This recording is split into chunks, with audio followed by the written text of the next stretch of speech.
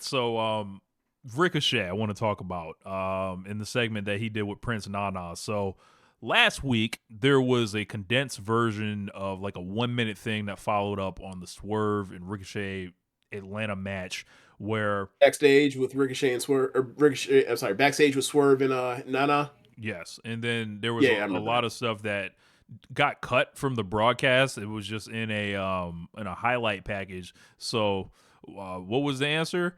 Say that shit again. Like, thank you, Prince Nana. Say that shit again because this was essentially the entire next part of this feud here. Ricochet comes out wearing the Jimmy Rave jacket, these glasses, and just generally like gloating and looking absurd. And he's got like a new kind of spirit about him here. He said he would be angry and bitter if he had to live in Phoenix, but lucky for him, he has a helicopter waiting to take him home right away. He told his fans at home that the boos of the live crowd don't matter because they're booing a winner. Uh, Nothing they does or nothing that they do mean anything, and they are talking into a void of nothingness. He then gloated about defeating Swerve and all his recent wins, and You winners left out while he was shitting on Phoenix and like, yeah, I'm out of here just like like Kevin Kevin Durant finna be Durant. out of here too. Yes, that That was shit great. had me dying. That was great. Um, I did not know that Ricochet followed the NBA.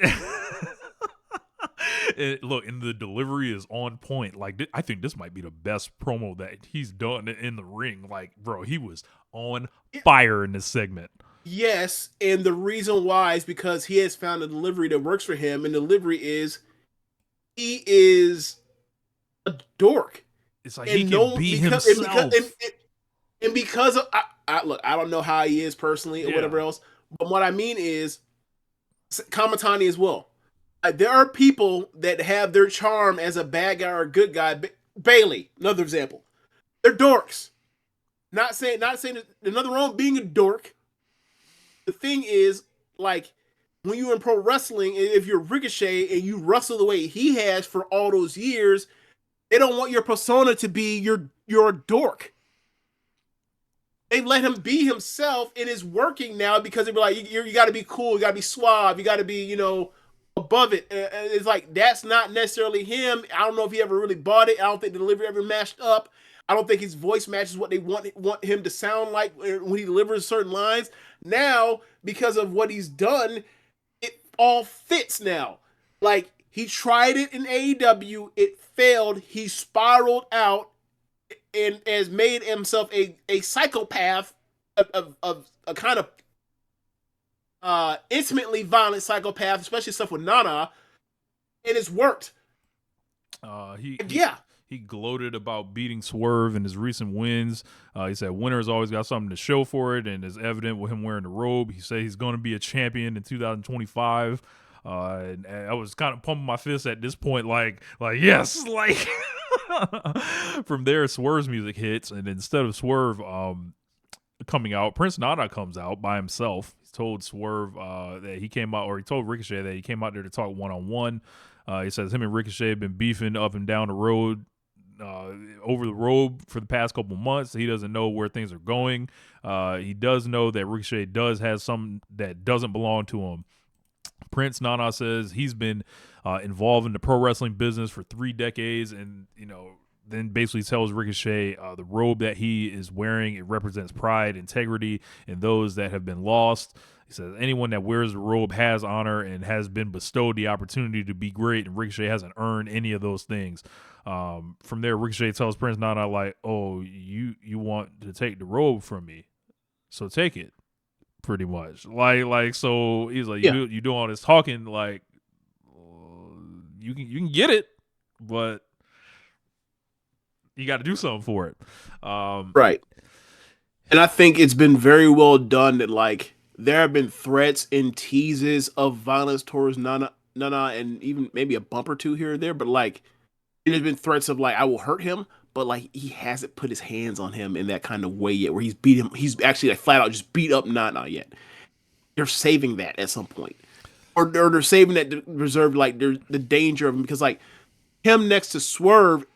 don't, or Ricochet and Swerve don't actually feel necessarily dangerous, and that's kind of the part of like what's made Ricochet kind of spiral out this way is like he's real, he's actually a psychopath. He sees I'm not built for this. So what he's doing is like this is his way of actually trying to like step on the like mind or sorry the mental warfare games that Swerve is ahead of him on as a 1-to-1 by like using It's like that's Nana. your weakness or whatever. It's like, Yeah, all right, yeah, like like this is the only way I can actually compete with you in this way, and right. right now is working Uh, very well. Yeah, he I like mocked this. him when he didn't do it. He does the aha, and then he leaves with the robe, and he's talking all the shit and selling out. And I thought this was a home run. Like this Yep. sets up everything. It kind of got Prince Nana's like I think it got the robe over pretty much Yeah. as much as Swerve wearing it over the months kind of has, because people like Mm. they see the robe. I don't know if they necessarily like They knew don't the know the lore. importance They don't know the of lore. it or anything. So I think this Right. went a long way in establishing Prince Nana, even like with the robe, in the event that he's Yeah. not Swerve's manager anymore or something. So like, Yeah. we'll see where it goes from here. But I love this. So this was not flat out. I'm saying this to y'all for you to hear this. This was not better than the exchange between Hangman Page and MJF earlier in the show. I liked the totality of this, every bit of this, 100% in a way that I did not like. I did not like every single bit of MJF and Page because they're picking and choosing when to show you glimpses of what's real life and what's stuff's kayfabe. All that stuff that Nana said can be completely tied up in kayfabe. It works. So I really like all of it from those two. I thought for a show that when you get to it and you look at it, it's like actually this is a lot of promo. Like this is one of the shows where it's like the promo stuff and the talking statement stuff on this show was so strong that it's like you can actually forgive them when they don't give you, you know, a loaded up show a bunch